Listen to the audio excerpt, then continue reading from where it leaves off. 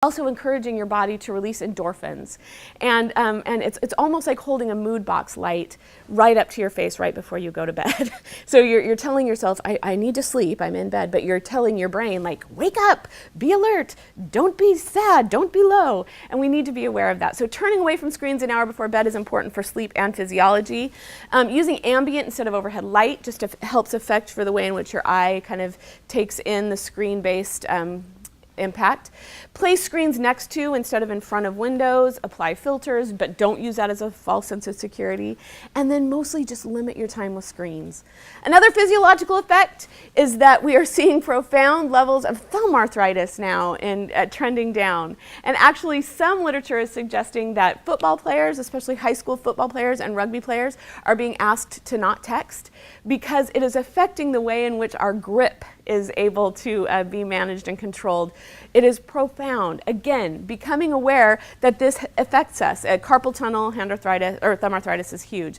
Then if we look physiologically at some of the most profound effects and where the research is showing us the most profound effects, it's with the brain, the neurological system, and the endocrine system.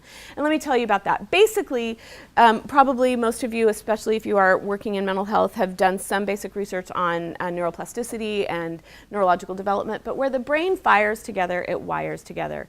Meaning whatever experiences you expose your brain to create deep grooves. So information comes in through one form of your senses. It gets transmitted through the brain through a series of electrical impulses and gets sent to a location, probably usually in the back of the brain, where it's decoded and encoded. Screen forms of stimulation, even if you are viewing a variety of things, tend to come in and come through the brain as one form of stimulation, creating this deep groove in the brain, meaning we are giving our brain one experience over and over and over rather than a variety of experiences, and this deeply and profoundly affects the complexity of our brain.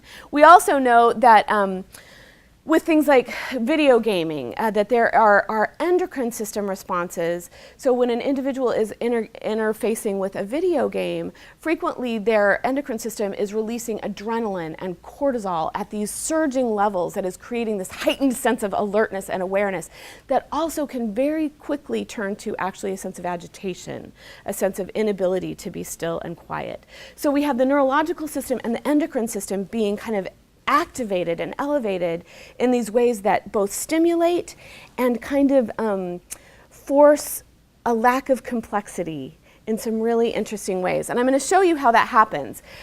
Basically, what the brain learns over time through your experience